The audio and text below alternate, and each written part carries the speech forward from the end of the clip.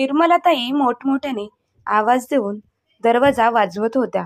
अरे कोणीतरी दार उघडा आणि मला नाही तरी माझ्या नवऱ्याला निदान 2 घास अन्न द्या.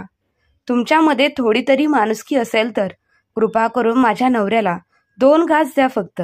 आज मी माझ्या नवऱ्यासाठी जेवणासाठी त्याच्या भीक मागत आहे तुमच्याकडे, नाहीतर त्यांचा जीव जाईल. निर्मलाताई मोठमोठ्याने ओरडत होत्या, आवाज देत होत्या, मदतीची हाक मारत होत्या, जेवणासाठी विनंती करत होत्या. तरी देखील त्यांच्या सुनेने आणि मुलाने त्यांचा दरवाजा उघडला नाही. संतोषरावांना आणि निर्मलाताईंना त्यांच्या मुलाने आणि सुनेने 3.5 दिवस एका खोलीमध्ये बंद करून ठेवले होते, विना अन्न पाण्याचे. संतोषराव उदार होऊन अंथरुणावर पडले होते. अन्न पाण्या वाचून जीव जात आहे. निर्मलाताई उघड्या डोळ्यांनी पाहत होती. तरी सुद्धा जन्मदात्या मुलाला आणि सुनेला आमची थोडीही कीव येत नाही. शेवटी मरता मरताने निर्मलाताईंनी आपल्या मुलाला आणि सुनेला शाप दिला. आज ही वेळ आमच्यावर आली आहे ती तुमच्यामुळे. तुम्ही स्वतः आम्हाला उपाशी ठेवून मारत आहे, परंतु देव न करो उद्या तुमच्यावर सुद्धा तुमची मुलं हीच वेळ आणणार आहे. हा एका आईबाबांचा तुम्हाला तळतळाट आहे. कोणतीच आई किंवा बाबा आपल्या मुलांना शाप देत नाही, परंतु जेव्हा स्वतःची मुलं स्वतःच्या जन्मदात्या आईवडिलांचा जीव घ्यायला निघतात तेव्हा आईबाप तरी काय करणार असतात. संतोषराव थरथरत्या पावलांनी काठी टेकवत टेकवत मंदिराच्या दिशेने जात होते. मंदिर घरापासून लांब असल्यामुळे त्यांना धाप लागली, म्हणून ते समोर पार्कमध्ये असलेल्या बाकड्यावर काही वेळासाठी बसले होते आणि मोठा श्वास घेऊन विचार करत होते. अजून मंदिर किती लांब आहे, परंतु चालत जाईन, मी हरणार नाही, ते स्वतःला विश्वास देत होते. परंतु वृद्ध शरीर विश्वासावर नाही चालत. हळूहळू शरीर त्यांची ताकद आणि शक्ती गमावत असते. त्यात आजारपण मागे लागतात. संतोषराव त्यांच्या मुलाला उदयला म्हणाले होते, उदय बेटा, मला मंदिरात घेऊन चल. खूप दिवस झाले दर्शनासाठी गेलोच नाही. आपण लगेच दर्शन करू, परत येऊ. परंतु उदयने असे सांगून टाळले की मला खूप कामं आहेत आणि तुम्हाला मंदिरात घेऊन जाण्याकरिता माझ्याजवळ वेळ नाही. जेव्हा स्वतःहून जाता येत नाही तर का जाता? घरी राहायचं ना. आता माझ्याकडे एवढा वेळ नाही की मी तुमच्यासोबत येऊ शकेल. मला अजून कामं असतात. मुलाची असे बेहानेबाजी ऐकून संतोषराव गप्प झाले आणि विचार करू लागले. म्हातारपण काय आलं आणि लहानसहान गोष्टींसाठी मुलांवर निर्भर झालो. जे मुलं नजरवर करून बघत नव्हते, आज तेच मुलं मोठा आवाज करून बोलतात.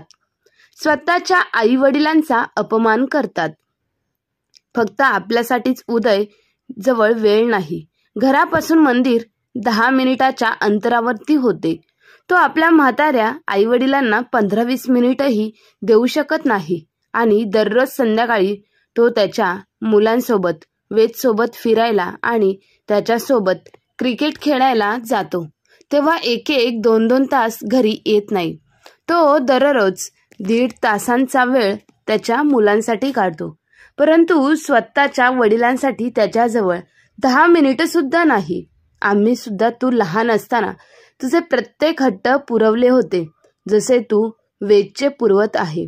असे म्हणताना ते भूतकाळात हरवले आणि त्यांना आठवू लागले. जेव्हा उदय लहान होता तेव्हा त्यांची परिस्थिती खूप हलाखीची होती. तेव्हा संतोषराव आणि निर्मलाबाई शेती करत होते आणि त्यांचे शेत गावापासून 1 किलोमीटर अंतरावरती होते. म्हणून संतोषराव त्यांच्या परिवारासोबत शेतात राहत होते. त्यांच्या परिवारात त्यांचे म्हातारे आईवडील, त्यांची बायको व त्यांचा मुलगा उदय असे 5 जण होते. उदयला जेव्हा समजायला लागले तेव्हापासून तो संतोषरावांना रोज संध्याकाळी दुकानातून खाऊ आणण्यासाठी रोज गावात घेऊन जायचा. सुदैवाने त्यांचे शेत रस्त्याच्या कडेला होते आणि गावात येण्याकरिता जास्त त्रास होत नसे. संतोषराव दिवसभर शेतात काम करून थकून जायचे आणि संध्याकाळी उदयला खांद्यावर बसून गावात घेऊन जायचे. जेव्हा उदय शाळेत जाऊन लागला तेव्हा संतोषराव सकाळी त्याला शाळेत सोडून यायचे आणि शाळा सुटण्याच्या अगोदर त्याला घरी घेऊन जाण्यासाठी शाळेत हजर असायचे. परंतु ते कधीच एका शब्दानेही म्हटले नव्हते की त्यांच्या जवळ वेळ नाही म्हणून. त्यांना आशा होती की त्यांचा उदय त्यांची परिस्थिती एक ना एक दिवस नक्कीच बदलेल. म्हणून त्यांनी दिवस रात्र काबाड कष्ट करून उदयला चांगल्या शाळेमध्ये शिकवले. गावातल्या शाळेत चांगले शिक्षण नव्हते म्हणून संतोषराव यांनी उदयचे नाव त्यांच्या गावापासून 4 किलोमीटर अंतरावर असलेल्या शाळेत घातले आणि त्याला ने-आण करण्यासाठी सायकल विकत घेतली आणि सायकलला पुढच्या दांड्याला उशी बांधली जेणेकरून उदयला टोचू नये म्हणून. संतोषराव आणि त्यांची बायको निर्मलाबाई यांनी खूप हाल अपेष्टा सहन करून उदयला शिकवले. उदय सुद्धा परिस्थितीचे भान ठेवून मन लावून शिकत होता. शाळेत नेहमी त्याचा 1 नंबर येत असे. असेच पहिल्या नंबरवर येत असताना उदय मोठा झाला व त्याला एका नामांकित कंपनीत नोकरी लागली. आता तो महिन्याला 60-70 हजार रुपये कमवत होता. हळूहळू त्याने शहरात घर घेतले आणि आईवडिलांनाही त्यांच्याबरोबर शहरात घेऊन आला. संतोषराव आणि निर्मलाबाई यांना तर त्यांचे प्रत्येक स्वप्न पूर्ण झाल्यासारखे वाटत होते. त्यांच्या परिश्रमाचं सोनं झालं असं त्यांना वाटत होतं. परंतु हे क्षणिक सुख आहे हे त्यांना कुठे माहीत होतं. संतोषराव आणि निर्मलाबाई यांनी खूप आनंदाने उदयचे लग्न लावून दिले. परंतु नवीन सून घरात येताच त्यांचे वाईट दिवस सुरू झाले. ती लहान लहान गोष्टींवरून निर्मलाबाई आणि संतोषराव यांच्या बरोबर वाद घालू लागली आणि उदयलाही दोघांविषयी भडकवू लागली. ती तर सून आहे, परक्या घरातून आली आहे, परंतु उदय तर आपलाच मुलगा आहे ना, त्याला तर आपल्या कष्टांची जाणीव असायलाच हवी. परंतु आपलेच नशीब खराब असे म्हणत खूप प्रयत्न करून संतोषराव बाकावरून उठले आणि हळूहळू कसतसं बसत मंदिरात पोहोचले. दर्शन झाल्यावर जेव्हा ते काठी टेकवत मंदिराच्या पायऱ्या उतरत होते तेव्हा त्यांना पडण्याची भीती वाटत होती, कारण यावेळेस ते जास्तच अशक्त होते. त्यांना या अवस्थेत बघून एका भल्या माणसाला त्यांच्यावर दया आली आणि त्याने संतोषरावांचे हात धरून त्यांना खाली घेऊन आला आणि त्यांच्या घराचा पत्ता विचारला व त्याच्या गाडीवरून संतोषराव यांना त्यांच्या घरासमोर सोडले. तेव्हा संतोषराव मनातल्या मनात म्हणाले, मनात श्रद्धा असायला हवी, मग देव कोणत्या ना कोणत्या रूपात येऊन मदत करतोच. जय हरे कृष्णा हरे राम गोपाला असे म्हणत त्यांनी डोरबेल वाजवली तर दरवाजा निर्मला देवीने उघडला. आता होत नाही तर दररोज मंदिरात का जातात? कुठे पडले तर किती महागात पडेल. मी तर जात नाही आता, घरात बसूनच देवाची प्रार्थना करते. गुडघे दुखी असल्यामुळे चालता पण येत नाही. निर्मला, जोपर्यंत शरीरात ताकद आहे तोपर्यंत मी जाईल मंदिरात आणि दररोज कुठे जातो? 15 दिवस झाले होते मी घरात नाही बसून राहू शकत ना. बरं आता हे सर्व सोडा, नाश्ता आणून दे, मला खूप भूक लागली आहे. सुनबाईने काय बनवले आहे? त्यांनी आतुरतेने विचारले. निर्मला देवीने काहीच उत्तर दिले नाही आणि गुपचूप स्वयंपाकघरात जाऊन 2 भाकरी बरोबर लोणचं घेऊन आल्या. हे काय, आज पण शिळी भाकर? ही तर मला चावताही येत नाही. काही गरम नाही का? आज नाश्ता नाही बनवला का? हो, सँडविच बनवले होते, परंतु मुलांनी जास्त खाल्ले तेव्हाच संतोषराव यांचे लक्ष टेबलवर ठेवलेल्या प्लेटवर गेलं. मुलांनी जास्त नाही खाल्ले. त्यांच्या आईने त्यांना बळजबरीनं त्यांना जास्त खाऊ घालण्याचा प्रयत्न केला आणि मुलं जास्त खाऊ शकले नाही, त्यामुळे त्यांनी ते उष्ट ठेवले. निर्मला देवी म्हणाल्या, जाऊ द्या, जे भेटत आहे ते खा. तुम्हाला माहीत आहे ना कशी आहे? तर हो, मला माहीतच आहे आणि आपण काही करू शकतही नाही आणि बोलू शकत पण नाही, कारण शेवटी आपल्याला इथे राहायचं आहे. जसे देव दिवस दाखवत आहे बघून घेऊ, तसे आपण पण आता किती दिवस आपले जगण्याचे बाकी आहेत. निर्मला देवी उदास होऊन म्हणाल्या, माहीत नाही कोणत्या जन्माच्या वाईट कर्माची शिक्षा मिळत आहे. या जन्मात तर आपण कधी कोणाचा वाईट विचार सुद्धा केला नाही आणि कोणाचं वाईट साईड देखील केलं नाही. संतोषराव शेळ्या भाकरी खात होते, परंतु दात नसल्या कारणाने त्यांना 2 घास सुद्धा खाता आले नव्हते, म्हणून ते उपाशी राहिले. थोड्या वेळानंतर त्यांची सून सुनीता स्वयंपाकघरात आली. स्वयंपाक करण्याची तयारी करू लागली. तिच्या सासू सासऱ्यांना पाहून तिने तोंड वाकडे केले. तेव्हा दोघं उठले आणि त्यांच्या रूममध्ये जाऊन बसले. बेडवर पडून देवाचं नामस्मरण करू लागले. त्यांना उपाशी पोटी नामस्मरण पण करता येत नव्हतं. संतोषराव म्हणाले, निर्मला, स्वयंपाकघरात जाऊन सुनबाईला विचारून ये की ती आपल्याला कधीपर्यंत जेवायला देणार आहे. माझ्यासाठी गरमागरम भाकर घेऊन ये. निर्मला देवी स्वयंपाक घरात जातात तेव्हा त्यांना पाहून त्यांच्या सुनेचा राग येतो. तुम्हाला किती वेळा सांगितलं आहे, जेव्हा मी स्वयंपाक बनवते तेव्हा स्वयंपाक घरात येत जाऊ नका. तुम्ही हेच पाहण्यासाठी येता ना की मी माझ्या पतीसाठी आणि मुलांसाठी काय बनवत आहे. तसे पण मी आत्ता त्यांच्यासाठी टिफिन बनवत आहे. जेव्हा भाकर बनवेल तेव्हा आवाज येईल. आता तुम्ही तुमचं हे रडकं तोंड घेऊन तुमच्या रूममध्ये जा. मला त्रास देऊ नका. तिची बडबड सुरूच होती. सुनीताच्या तोंडातून असं उत्तर ऐकल्यानंतर त्या परत आल्या. त्यांना सुनीताचे बोलणे ऐकत तिथे उभे राहणे अशक्य झाले होते, म्हणून त्या रूममध्ये येऊन शांतपणे पलंगावरती येऊन बसल्या. त्यांना पाहून संतोषराव म्हणाले, काय झालं निर्मला? काय म्हणाली सुनबाई? अहो, ती जेवण बनवत आहे. स्वयंपाक झाल्यावर आवाज देते म्हणाली. संतोषराव पोट धरून जेवणाची वाट बघत बसले होते. मग कितीतरी वेळानंतर सुनीताने निर्मलाबाईंना आवाज दिला. सासूबाई, जेवण बनवलेलं आहे. भूक लागली असेल तर जेवून घ्या. मी जरा बाहेरून जाऊन येते, असं म्हणत ती घराबाहेर निघून गेली. संतोषराव आणि निर्मलाबाई यांना खूप जोरात भूक लागली होती, म्हणून ते त्वरित स्वयंपाकघरात आले. संतोषराव निर्मलाबाईंना म्हणाले, निर्मला, आता पोटात खूप दुखत आहे, लवकर वाढ जेवायला, असे म्हणत त्यांनी चटई अंथरली व त्याच्यावर बसले. निर्मलाबाई यांनी पोळ्यांचा डब्बा उघडला तर त्याच्यात फक्त लहान लहान 3 पोळ्या होत्या. त्या तर संतोषराव यांनाच पुरणार नाही. आणि भाजीचं पातेलं उघडून पाहिलं तर त्यामध्ये बटाट्याची भाजी होती. ती दोघांना पुरेशी नव्हती. सुनबाईला चांगल्या प्रकारे माहीत आहे की यांना बटाट्याची भाजी जमत नाही, तरी सुनबाईने ही भाजी बनवली.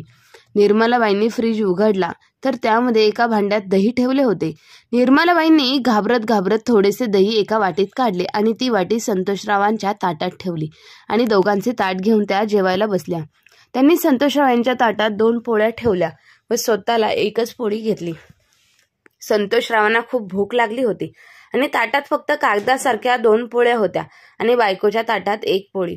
तेव्हा त्यांनी 1.5 पोळी खाल्ली आणि पोटावर हात फिरवत म्हणाले, खूप पोट भरलं आहे, आता एक घास सुद्धा खाण्याची इच्छा नाही. निर्मला, ही अर्धी पोळी तू खाऊन घे. निर्मलाबाई म्हणाल्या, अहो तुम्ही खा की, मला इतकी भूक नाही, जेवण झालं आहे माझं. खरं तर दोघांनाही खूप भूक लागली होती, परंतु आपल्या जोडीदाराने उपाशी राहू नये म्हणून दोघेही एकमेकांना खोटं बोलत होते. जेवण झाल्यावर निर्मलाबाईंनी सर्व भांडे घासून ठेवले. संध्याकाळी जेव्हा त्यांचा मुलगा उदय आला तेव्हा निर्मलाबाईंनी त्याला विचारले, तुझ्या वडिलांच्या शुगरच्या गोळ्या संपल्या आहेत, त्यांनी तुला आणण्यासाठी सांगितल्या होत्या, आणल्या आहे का नाही? तेव्हा उदय चिडून म्हणाला, आई, तुमचे काम करण्याव्यतिरिक्त मला अजून पण कामं असतात, नाही आणल्या गोळ्या. तसे पण 2-3 दिवस गोळ्या नाही खाल्ल्या तर काहीच होणार नाही. या महिन्यात खूप खर्च आहे, त्यामुळे गोळ्या पुढच्या महिन्यात आणतो. निर्मला देवी यांचा चेहरा उतरून गेला. जे अपत्य एवढ्या दिवसांनी प्रार्थना आणि नवस केल्याने झाले होते, ते अपत्य हेच दिवस दाखवण्यासाठी झाले होते का? मी तर स्वतःची कधीच पर्वा केली नाही. शेतातील कामे करून नेहमी उदयचे लाड करण्यात दिवस घालवले. उदय जेव्हा पण काही खाण्याचा हट्ट करायचा तेव्हा हातातील काम सोडून त्याला बनवून खाऊ घालत होते. त्याच्या शिक्षणासाठी किती मेहनत घेतली, शेती विकून टाकली आणि याच्या शिक्षणासाठी पैसा लावला. तेव्हा म्हणत होतो, मी तुम्हाला खूप आयुष्य आरामात ठेवीन, तुमचे प्रत्येक स्वप्न पूर्ण करेल, आणि आज हे दिवस दाखवतोय. उदयला थोडी पण डोकेदुखी झाली तरी मी पागल होत होते. त्याला औषधे द्यायचे, डोके दाबून द्यायचे, घरगुती उपाय पण करत होते. फक्त काही झालं तरी माझं बाळ बरं व्हावं एवढी काळजी फक्त एक आईच करू शकते. आणि आज त्या मुलाला आईवडिलांची काळजी नाही आणि त्याच्याजवळ त्याच्या वडिलांच्या शुगरच्या गोळ्या आणण्यासाठी सुद्धा पैसे नाहीत. एकच मुलगा आहे, त्याला सर्व सुख आणि योग्य संस्कार देऊ शकतो, त्यामुळे दुसऱ्या मुलाचा विचार सुद्धा केला नाही. आता तोच मुलगा बदलला आहे. याच मुलाच्या संगोपनासाठी मी माझ्या इच्छा मारत आले आणि याच्या लहान मोठ्या गरजा पूर्ण केल्या. आमच्याकडून उदयच्या संगोपनात काय कमतरता राहिली? विचार करत असताना निर्मला देवी यांचे डोळे अश्रूंनी भरले. त्या एकट्या उभ्या राहून उदयकडे पाहत, हा तोच उदय आहे जो कधीच माझा पदर सोडत नव्हता आणि आज तो माझ्याकडे पाहत सुद्धा नाही. तेव्हाच उदयने त्याच्या मुलांना आवाज दिला, हे बघा, मी तुमच्यासाठी फुटबॉल आणला आहे. दोन्ही मुलं लहान वयात समजदार झाले होते. पप्पा, आमच्याकडे फुटबॉल आहे. काही महिने अजून भागले असते. त्यापेक्षा तुम्ही आजीने सांगितलेल्या आजोबांच्या गोळ्या आणि आजीसाठी नवीन चप्पल घेऊन आले असते तर. हे ऐकल्यानंतर उदय अतिशय रागात आला. आता तुम्ही दोघं माझ्या मुलाचे कान भरवत आहात. तुम्हाला थोडी पण लाज वाटत नाही का? मला माझ्याच मुलांपासून दूर करत आहात. माझ्या पाठीमागे माहीत नाही माझ्या मुलांना काय काय शिकवत असणार तुम्ही. मुलांना तर नवीन आणलेल्या वस्तू खूप आवडतात आणि आज ते मला नकार देत आहे. तुम्ही दोघं मला कधी सुखा समाधानाने आयुष्य जगून देणार आहेत का नाही? तुम्हाला तर चांगलंच वाटत नसेल मी माझ्या पत्नीसोबत आणि मुलांसोबत आनंदात राहावं. तुला लाज वाटत नाही का? आम्हाला तू काय बोलत आहेस? आम्हाला का वाटेल आमच्या मुलाने दुःखी राहावं? आम्ही तर तुला नेहमी आनंदात राहावं असाच आशीर्वाद देत असतो. ज्या प्रकारे तुला तुझ्या मुलांवरती प्रेम आहे अगदी तसंच प्रेम आमचंही तुझ्यावरती आहे. आमचा पण तू लाडका आहेस. ही गोष्ट वेगळी आहे. तुला तुझ्या आई वडिलांचा अपमान करताना जरा सुद्धा लाज वाटत नाही. आम्ही जर तुला असेच संस्कार दिले नसते. संतोषराव ओरडून म्हणाले. सुनीता, या दोघांना रात्रीचे जेवण देऊ नकोस आणि दोन्ही मुलांना यांच्यापासून लांबच ठेव. त्यांना यांच्यासोबत बोलूही देऊ नकोस. उदयने त्याचा निर्णय सांगून त्याच्या आईवडिलांना रूममध्ये बंद केलं. रात्री संतोषराव यांना शुगरची गोळी न भेटल्यामुळे त्यांची शुगर लेवल वाढली आणि सकाळचे जेवण त्यांना 12 वाजता भेटले होते आणि तेही अर्धपोट. आता जेवण न भेटल्यामुळे त्यांना अशक्तपणा आला. बेडवर पडले तेव्हा निर्मला देवी ओरडत होत्या. दरवाजा उघडा. मला जेवण नका देऊ, परंतु तुमच्या वडिलांना तरी जेवायला द्या. उदय यांनी तुला खूप कष्ट करून लहानाचं मोठं केलं आहे. तुझ्यासाठी ते कित्येक रात्र जागले आहेत. स्वतः उपाशी राहून तुला आवडीचे सर्व पदार्थ आणून दिले आहेत. यांना जेवण दे. असं बोलून बोलून निर्मला देवी थकून गेल्या. परंतु मुलाने आणि सुनेने दरवाजा उघडला नाही. सकाळी रूममध्ये काही हालचाल नाही झाली. उदय त्याचा नाश्ता करून ऑफिसमध्ये निघून गेला. मुलं शाळेत आणि सुनीता मैत्रिणीसोबत गप्पा करण्यासाठी घरातून बाहेर निघून गेली. संध्याकाळी सर्वांनी जेवण केलं, परंतु आई वडिलांकडे कोणीही लक्ष दिलं नाही आणि जेवण झाल्यावर ते दोघेही आपापल्या रूममध्ये जाऊन झोपले. परंतु तिसऱ्या दिवशी जेव्हा सकाळी शेजारच्या काकूने सुनीताताईला विचारलं, आज काकी दिसत नाही. दररोज तर ह्यावेळी काका पार्कमध्ये जायचे आणि काकी बाहेर दिसत होत्या. हो, ते झोपले आहेत. आता म्हातारपण आहे, त्यामुळे त्यांना रात्रीची झोप येत नाही आणि सकाळी त्यांचा डोळा लागलेला आहे, त्यामुळे त्यांना कशाला उठवायचे, सुनीता गोड शब्दात म्हणाली. थोड्या वेळाने ती आत आली.